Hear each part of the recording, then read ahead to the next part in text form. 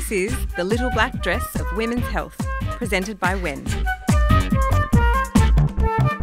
Hi Bella, I'd like to welcome you to another episode of The Little Black Dress of Women's Health. It's really exciting to have you here because we really want to get perspectives from different groups of women and females, and I think getting a perspective from the youth side of Wen is fantastic. So I did ask you to think about how to introduce yourself, and you just said, I'm just going to introduce myself as Bella, which is fine. So I will say a tiny bit about you. I met you 2 years ago, I think. I think you were 14. Yeah, it's been that long. Are you 16 now? Oh, yeah. Yeah. And you came to a Pilates studio that I owned and was working in, and I just was really interested in the fact that you had decided to do different types of exercise.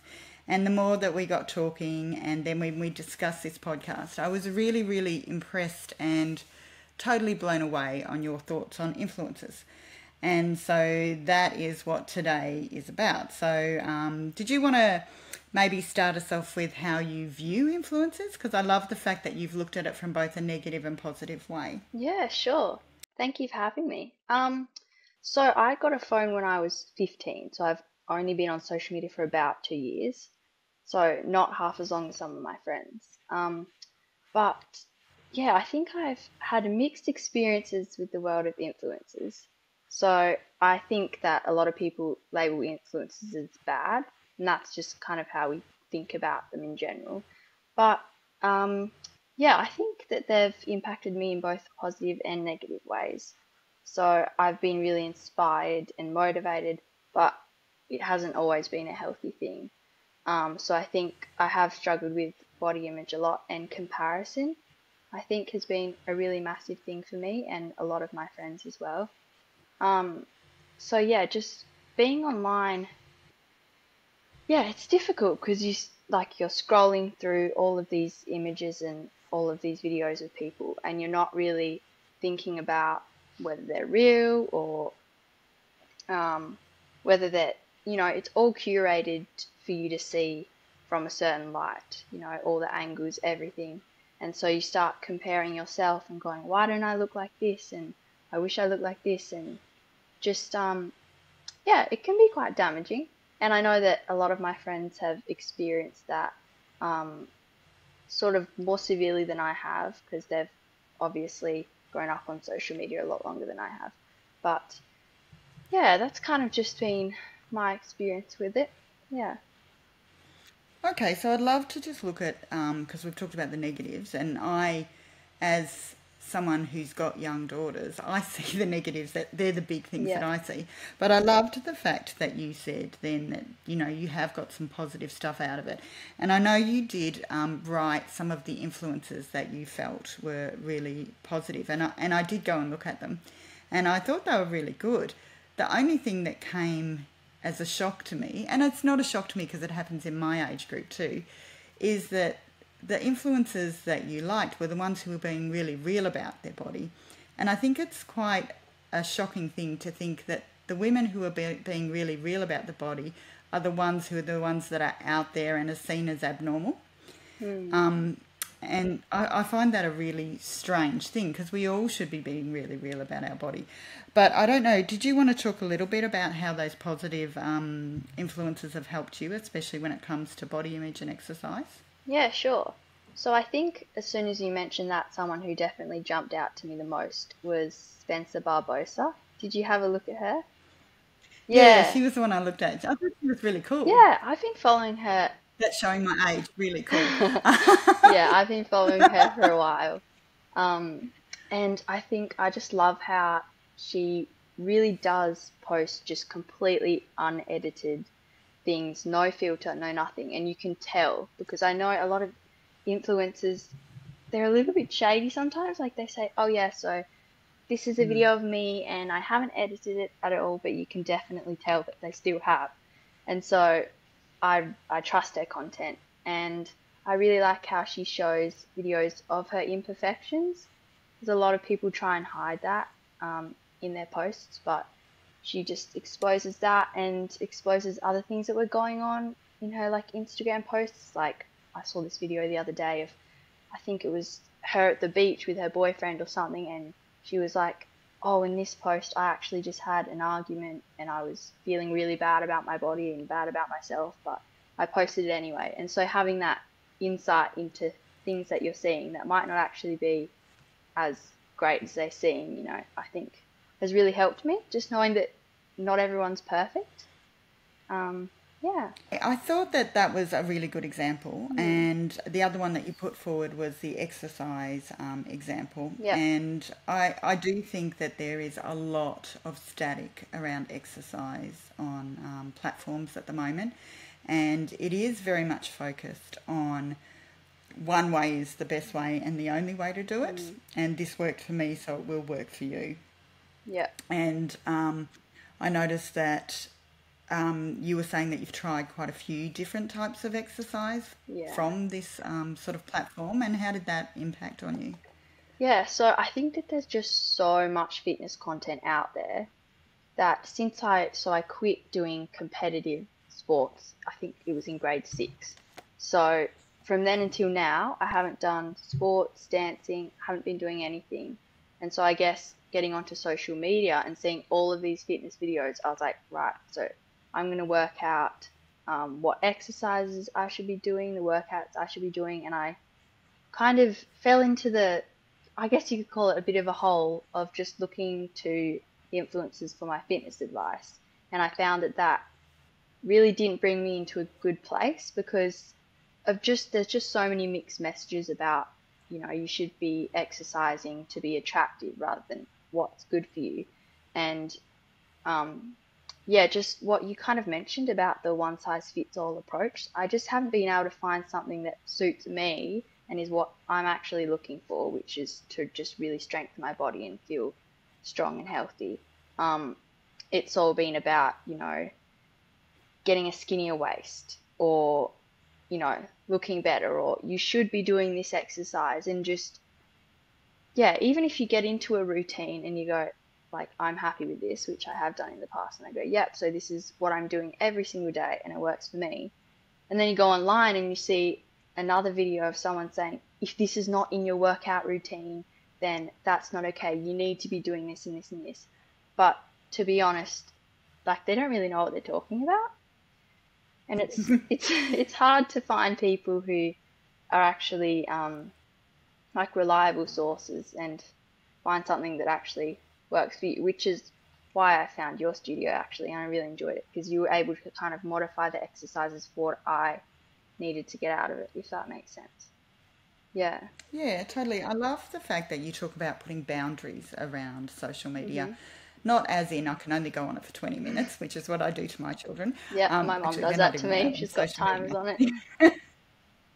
But I love the fact that you said that you need to take breaks, and you know when you need to take breaks, and you put boundaries on it. How have you worked out how to do that? Because I think that's really hard. I even get Mm. into, I think it's called doom scrolling, Oh, where you just scroll and scroll I've been there and so scroll. many times, and I think that's actually what brought on this need of mine to like actually just distance myself a bit from social media sometimes, because I'd find I was coming home from school, sitting in the car, or honestly, it's a bit embarrassing to admit, but not even stepping out of the car. I just get straight onto my phone after school and just start scrolling, and then I look at the time and I'm like, oh my goodness, an hour's passed and I haven't done anything. Mm.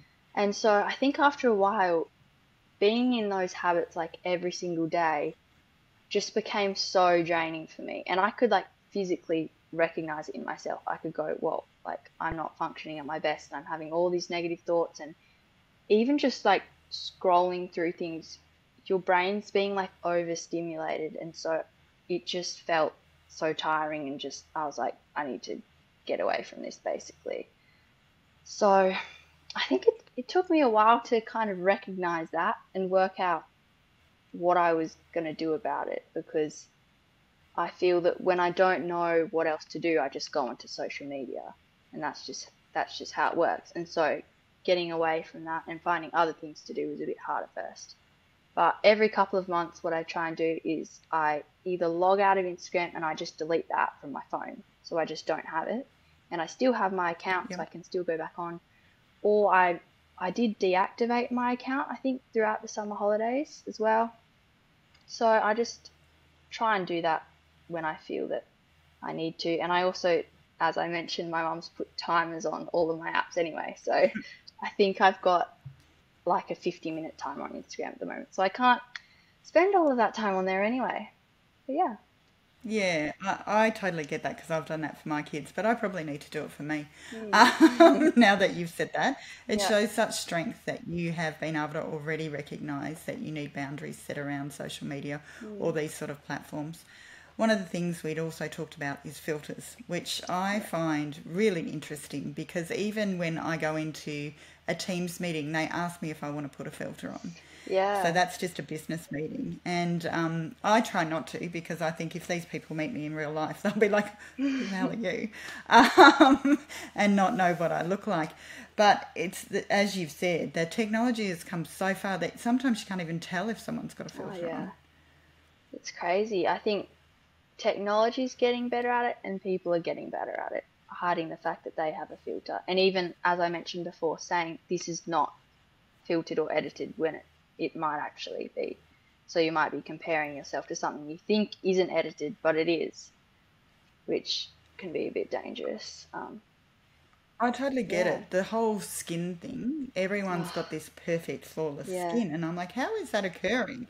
Like, even though I look after my skin, it's never going to look like that. Hmm. But it's interesting how it's just become normal, even with photoshopping. Yeah. So even if you look at magazines, which no one really looks at anymore, but you see the visual stuff online, there are so many people that have edited their body, and Mm. it's really sad to think that they aren't comfortable in this body that has given them the ability to do everything that they want. Yeah, definitely. I think people have become so used to just, or, well, what am I trying to say? So used to kind of just hiding behind the screen that when they go out into the street or they step out of their house, they feel like they have to have so much makeup on and look perfect because that's how everyone else sees them online.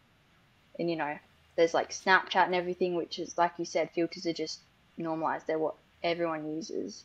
You don't even question it anymore. Yeah, it's a really, really different um, way of growing up, really, because Yeah, we never had that pressure. So you're a generation that is having to deal with something that none of us have ever had to deal with before, yeah, and I think it's a really hard thing to negate. I really wanted to talk to you also about. We've talked in the past about your relationship with exercise hmm, and why you quit formal exercise, and I think you explaining the beep test is really important and how it impacted you because it's something that we do in schools and we think that, yeah. it's creating a healthy lifestyle and we're creating, good practices in kids to create, exercise regimes and stuff. But it's worked the opposite for you, hasn't it? It has, yeah. I do understand kind of putting a little bit of pressure on kids to go exercise is important. Like that could work, but for me, yeah, it did backfire. And I think fitness is something that I've struggled with so much, like more than anything else in the past couple of years.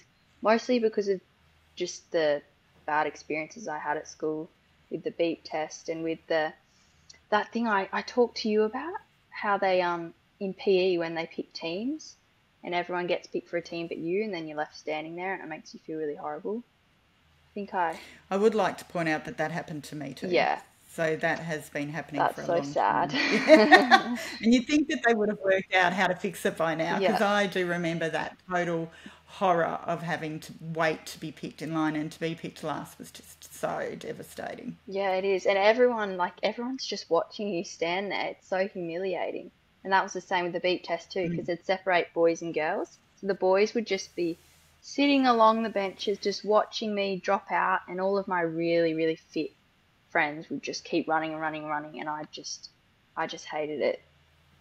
Yeah.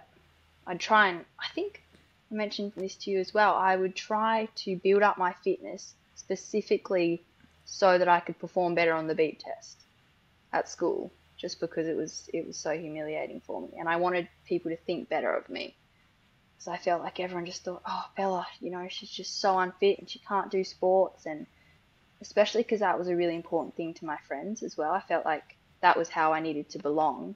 And if I didn't perform well, then, well, I was a failure, really. Yeah, I'm slowly kind of mending that mindset and trying to get back on track. But I think yeah, it's a bit of a journey. Okay. So I suppose what we wanted to get out of this was just to get an opinion of what you thought of influencers, and I think you've really articulated it well. But is there anything else that you wanted to put forward around how influencers? I think one of the biggest things that I took home from what you wrote to me was that influencers are really focused on, not all of them, but really focused on aesthetics and Yeah. making sure that you're exercising to achieve a certain body shape. Yeah. No, absolutely. Everything is about aesthetics these days. Online at the moment, there's a big thing about Miley Cyrus and her arms. I don't know if you've seen it. It came out of the Grammys. Yeah. A Pilates person in America has said, of course, they're Pilates arms and you shouldn't be doing any other exercise. And so there's this whole fight between all different forms of exercise Yeah. to say, well, you can do weightlifting, because she's like saying, oh no, you're going to bulk up. And so it's this big fight about what's going to give you the best arms. But really, we should be looking at what's going to make you strong. As you said, you want to be strong. Exactly. But what are your thoughts on that? I think that it makes it almost like the standard that influencers set is almost impossible to actually reach in terms of exercise, because it's become almost entirely about your outfit and the meal you're eating, the aesthetic meal, and your drink bottle and your dog, and you know, the sunset or the sunrise. And I actually realized this the other day. After watching all of these videos, when I want to go and exercise, I can't just go and exercise without everything being pretty, because that's just what I've been taught by social media, that everything has to be aesthetic. And so it's nothing about what they're actually doing in the video, how long they're running for or where they're going. It's just all about how it looks and all the sponsors and everything like that. Um, yeah, Well, I think that that's a really good way to sum it up. I love the fact that you've seen it from both sides, that you can see the positive in it as well. And I do think one of the biggest dangers that your generation has is, this make me sound really old when I say that, but is trying to negate what is good information and what is not. And I suppose, how have you looked into trying to work out who is credible and who is not? Because I don't think there's any reason to it. I actually think it should be being taught in schools, that you need to learn how to research who you're listening to. yeah. Well, I think what's definitely helped for me is actually going into an actual Pilates studio, like how I went to your class, rather than going online, which obviously there are heaps of credible sources out there. It's just a matter of finding them. But what's helped for me is actually just going in person, because then I know that I'm going to the right place.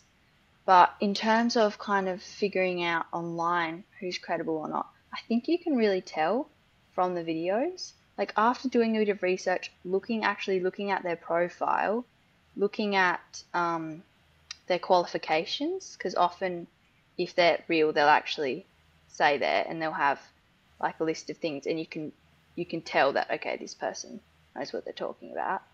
And it will be like, I've noticed with professionals, you do notice that it is less about aesthetics, and it's very focused in the way that they kind of go about their videos and things. So I think it's easy enough to tell. It's just, yeah, it's a matter of finding those people, really. Well, thank you so much for joining us. It's been really delightful talking to you, and I've got all this to come with my daughters. So I'm hoping that they're just a little bit, about 3 years younger than you. I'm hoping that you guys will sort it all out for when they get there, so they can not be influenced by people who are going to make them feel bad about their body, because it's such a terrible thing to feel bad about your body. Yeah, thank you so much for having me. And I'm really hopeful that more influencers will start using their following to help people like me and young women. So I'm really hopeful that things are going to get better. Great. Thanks so much. Thank you for having me. It's been great talking to you.